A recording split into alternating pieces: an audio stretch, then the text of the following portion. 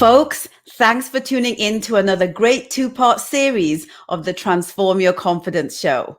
I'm your host as usual, Raj Girn, the founder of the OpenChessConfidenceAcademy.com. This week's theme is leadership and advocacy, and I wanted to do something a little different today to help all of you watching, listening, and reading this who are women in business or male allies to their female counterparts looking to acquire a better understanding of how to tackle the world of finance and investment for women-led companies. Then this two-part series is definitely for you. The series is entitled How to Be Seen, Heard, and Valued as a Woman in the Male-Dominated World of Finance. And my goal is to provide you with a high-level understanding of what the landscape looks like today and opportunities that you may not know about are available to take advantage of. To help me do this, my guest today is a woman I truly respect and admire for her work in this space and for leading the charge in supporting women in finance and investing. She is the founder and managing partner of Cebile Capital, SUNAINA SINHA. Please welcome to the show, my dear powerhouse woman. I'm thrilled to have you on. Thank you for having me, Raj. It's an honor to speak to you and, of course, your wonderful followers.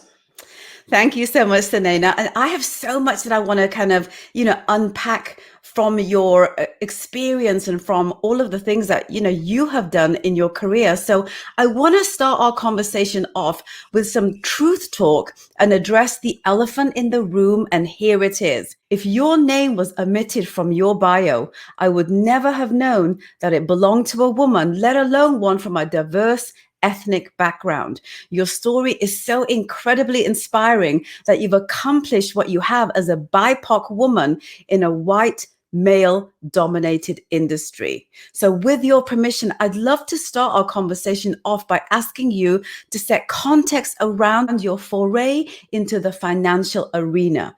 Can I do that? Absolutely. I'd love to share.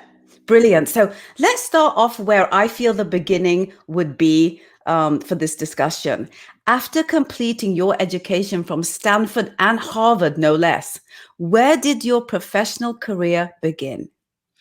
I went to two large hedge funds, one in the US and then one in Europe, and really used them as training grounds. Training grounds in two ways, Raj. First, I trained in the subject matter of finance and, of course, learning the language of finance, what makes investors tick, and of course, all of that practical learning that comes with any job. But really also, and probably more importantly, to learn what it's like to exist and develop and find your voice in a male-dominated space. Hedge funds are traditionally extremely male and white male-dominated. And so I found both of those places were a chance for me where I was still very junior to figure out where can I add value and how does that resonate with this world that I inhabit, which is not diverse, which is extremely one track in terms of what you see, but also in terms of how people think. Money talks, money is most important.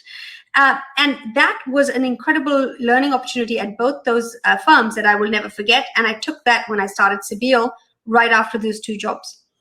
So I wanted to ask you this. What was your entry into the financial industry like? I mean, was it very by design or did destiny lead you there? Because it seemed like it was very strategic on your part to make a decision to go there. Yes, it's a very good question. And before I did my MBA at Harvard Business School, I was actually working in a very different industry. I was working in biotech and pharmaceuticals. And what I realized during that career, very short as it was in between college, undergraduate, and MBA, was that I wanted to sell a product I could become a subject matter expert in. Mm-hmm. While I was helping to do business development for biotech companies, I was never going to, without an MD or a PhD, without becoming a doctor or a scientist, I was never going to be the expert in the room when it came to selling a drug or a product. And here is my first learning in life. Try to be the expert of what you do, right? Try to be the master of your field and trade.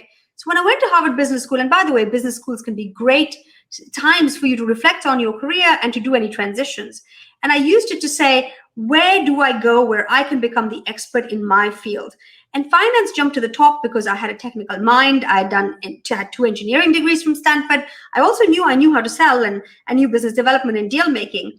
I said, well, what's the best place for me to bring those two together? And finance came out as an obvious place to start. So you're right, it was thought through, and because I wanted to make sure I could become the master of my field. So why finance specifically, with, all of the, academic prowess and education that you went through in both of these very, very well-established institutions? Why specifically finance to kind of go down that road?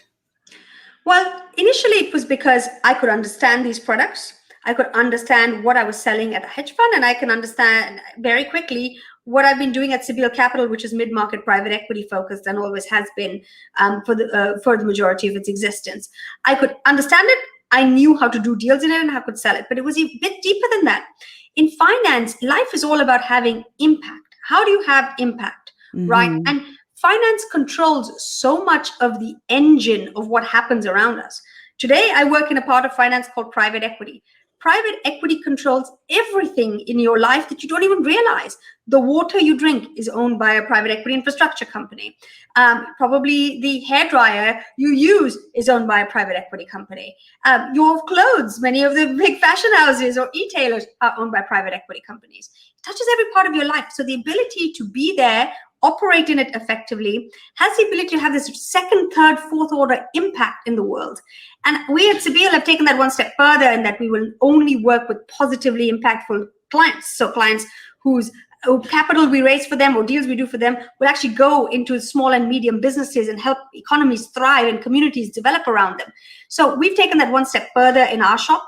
But I saw in finance the ability to have impact at a very wide scale, which was really powerful. And to be able to have it in a short period of time, finance moves more quickly than, say, a more traditional infrastructure-led business like healthcare or biotech.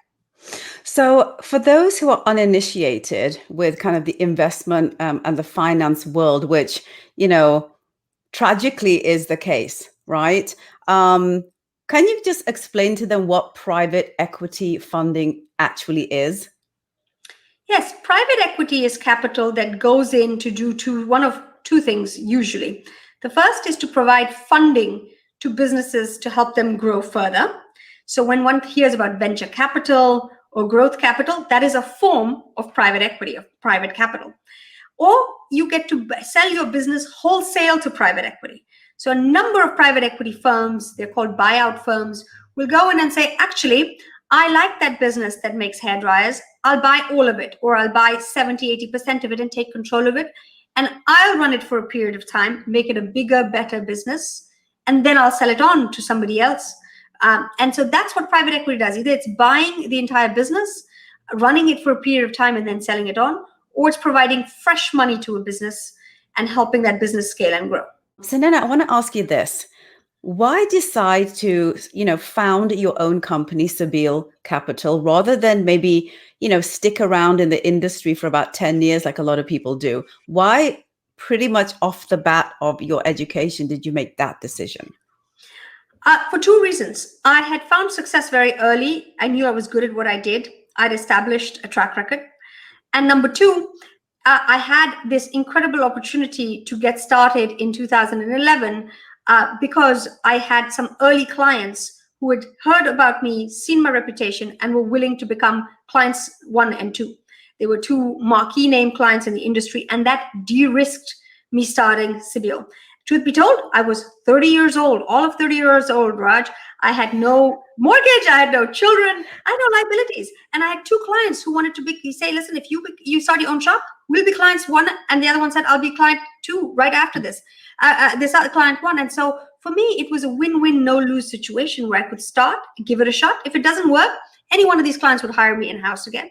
But if it worked, I knew I had the opportunity to do something that had not been done before, quite frankly, in the private equity space, and certainly possibly in the financial services space, period.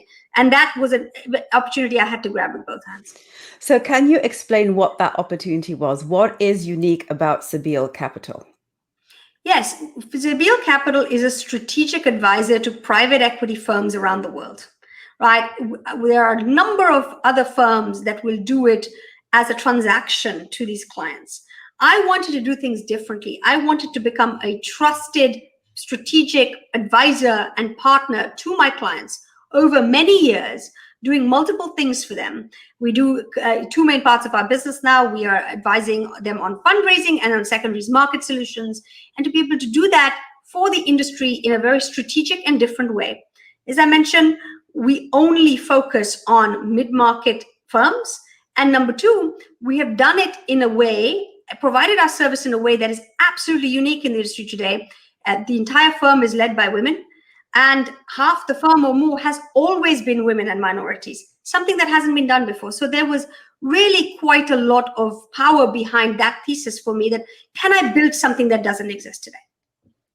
Can I tell you, I'm listening to you say this and my entire body is kind of, like twinkling with delight. I'm so happy that people like you exist, like women from our culture, from our ethnicity, exist in this space, because it's the only way that we're going to be able to change, kind of the dynamics out there. And I'm going to get to what those are a little later, but I just have to share with you that I'm such a fan of what you've accomplished and the fact that you're so single-minded with your journey on this, and how you so relatively quickly got Sebil acquired. I want to know how you were personally involved in the acquisition, Sunaina. Can you share a bit of that story? I would love to share a bit of story, but I have to say, Raj, you say it was quick. It was 10 years. And this is the funny thing, is that in the financial services industry, people are very much like, 10 years, that was so fast. I'm like, well, I have white hairs to show for it. Let's just do that, right? Nothing is fast or easy when it comes to building a business from scratch in any industry, but especially in an industry where there isn't that much innovation, right? Financial services has not had that much innovation. It has been quite a journey. And of course, we can talk about some of the points of, I would say, friction, and where really perseverance and resilience come through a bit later. But we were very much had come on the radar screen of the market a few years ago. We've been approached by several Wall Street investment banks over the last few years, and very quickly had rebuffed all of them. Why? Culture, right? Mm-hmm. What I had built at Sebil was a warm, collegial, very collaborative culture to do things the right way. Play the long game. Don't be focused on short-term wins if that hurts the client. A lot of the Wall Street investment banks have a culture that's a lot more short-termist and a lot more mercenary in nature. There's no other way to put it. But Raymond James, I took my first call with them. I ended up really liking the people there, and then spent a whole lot of time over the course of 2021 getting to know them very well. And because we were in the middle of a pandemic, you'll find this very entertaining. I couldn't fly to the US because of travel restrictions. They couldn't come to the UK because of travel restrictions. So we had to meet in the Caribbean to get to know each other face to face. It's the only way. It's the wildest story. But as a result of, if I'd flown to their office or they'd flown to mine, it would be a very business, formal meeting, one-on-one. Here, because we're middle of a Caribbean island in a resort, we couldn't help but get to know each other as human beings. And I really like the fact that Raymond James has a family values-oriented culture, very much like how I've built Sebil over the years. And that meeting of minds, in addition to, of course, all the other synergies, including the fact that Raymond James also only focuses in mid-market private equity as we do. They think about business in the same way. All of that, of course, came to bear too, but it really started with the cultural synergies, and they came forward and made an offer to really create a market leader. By Sebil and me joining Raymond James, we were able to now really create a leadership position in the market, which would have taken me a lot longer to do standalone. And so that was the thesis behind the acquisition and why I did it. Oh my gosh. It's so interesting. And you said something that I have been coaching people on for so long. And that is this whole idea of humanizing, a brand, humanizing your business, humanizing your infrastructure, and getting buy-in from all of the stakeholders, not just the investors, but everyone down the food chain. You've been talking about, how you've been very, very mindful and very particular about the culture of your business.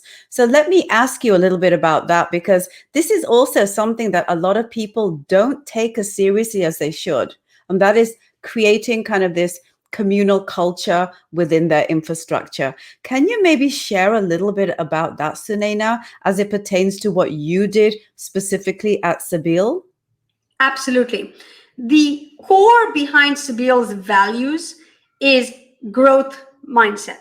People ask me all the time, why was Sebil so successful so quickly? They do say that. How did you scale the business so quickly? Is because we learn to fail well and fail fast. As an entrepreneur, anybody knows. You hear 1,000 no's. I hear no's, not a good, not okay for this time. Contact me another time. No, thank you. Don't like that. You hear that 100 times. Deals fail, transactions fail, people leave. People who want to join your firm don't. Things happen 100 times a day. What do you learn from that moment? I ask myself every time I am going through a disappointment, what is this moment here to teach me? And use that learning and apply it immediately, and don't repeat that mistake, make new ones. And that pivoting, that ability to completely iterate 100 times a day, a week, moment to moment, is really what set us apart very quickly. So we could learn and adapt as to what was resonating in our industry, in our market, with our clients, with our team.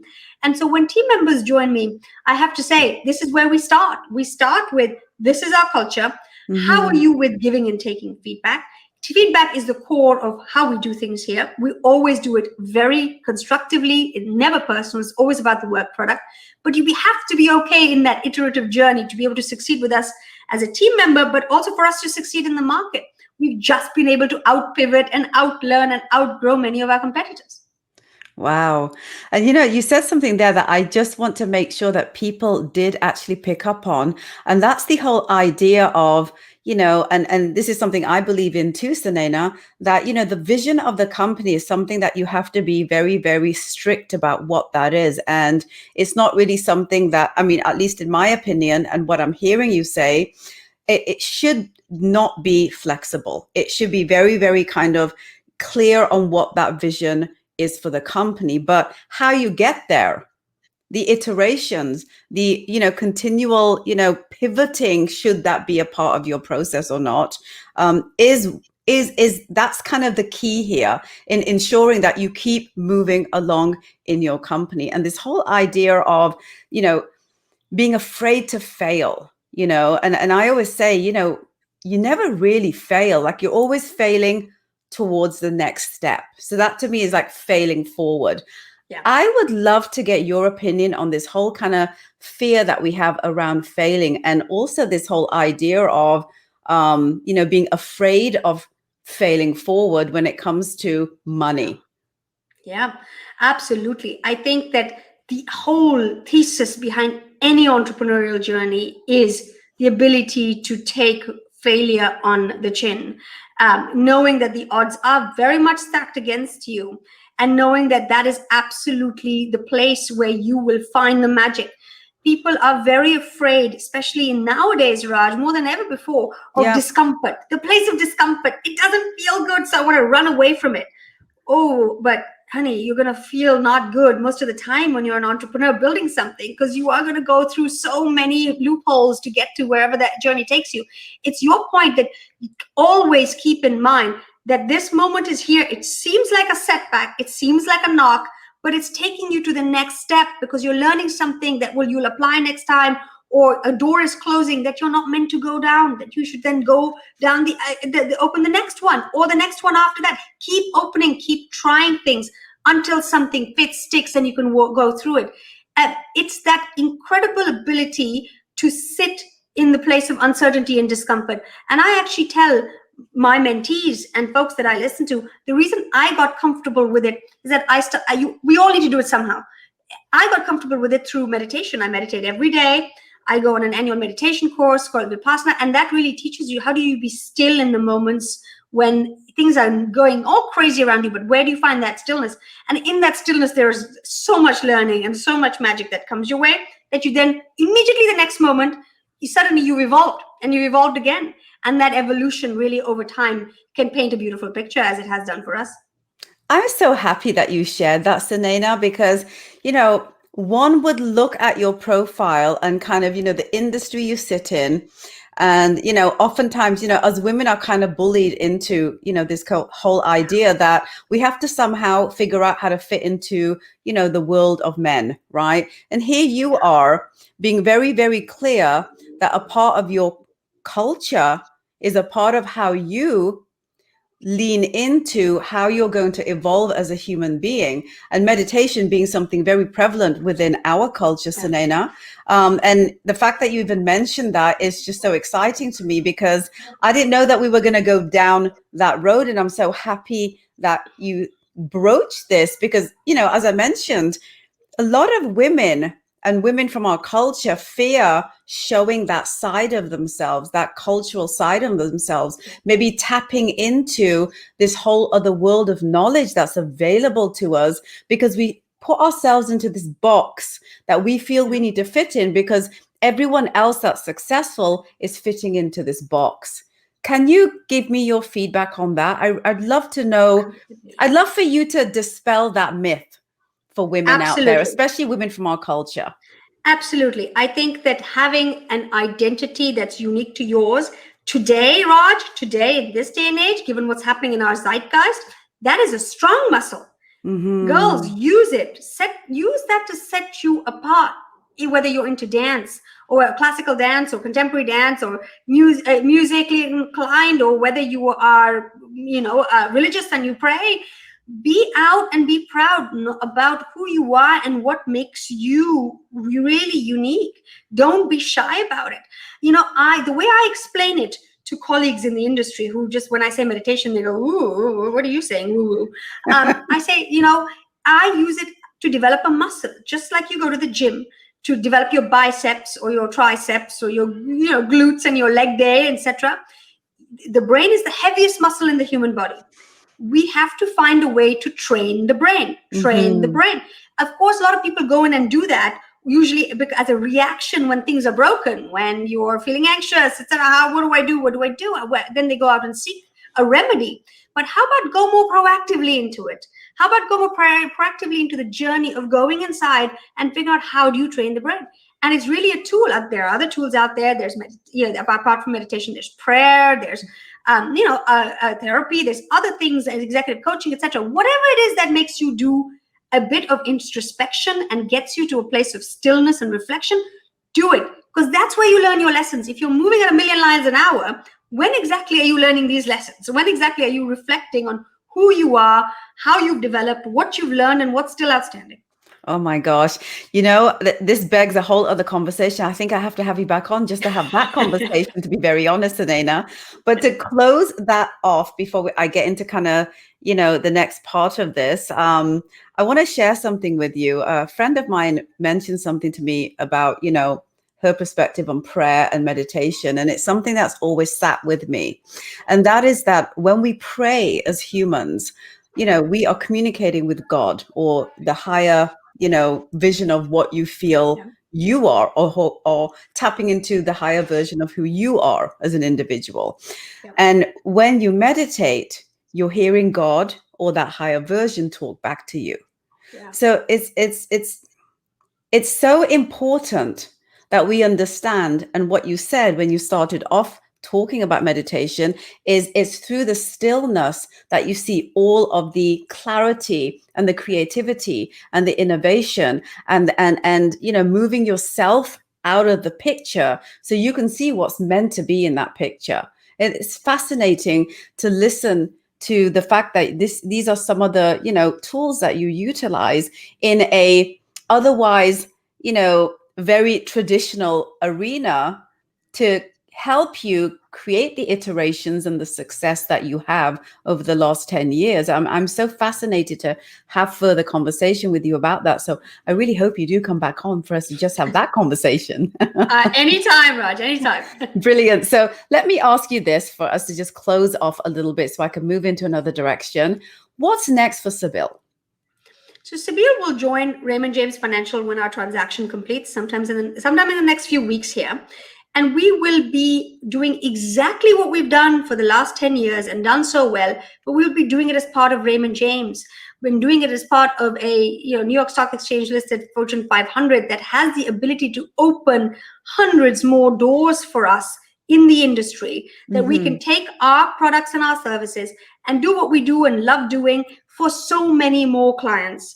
And I think that's what's next. I'm going to continue to run the business. I'll be actually running the business unit at Raymond James. And I'm really excited about the people I'm going to be doing it with, and eventually for as well. Let's be honest, I'm now going to be an employee of Raymond James, and that itself is a transition I'm meditating over. But that's what's next. That's what's next for us and for me. And we couldn't be more excited, because it's about where do I take this journey next? And for me, it's very clear. I want to lead in the industry. I want to become the market leader. And Raymond James is a terrific place to do that for and with. So to get that final kind of encapsulation on Cebile Capital, can you just say, maybe in a sentence or so, who is this company targeting, and what should they hope to get out of perhaps, participating in a relationship with the firm? We are targeting clients and investors in private capitals. Anything that is associated with private capital markets, we are involved with. We are also doing that in various ways, through the fundraising market, through secondaries market, through other markets. But really, anybody who's involved in private capital investments, that is a target client or investor for us.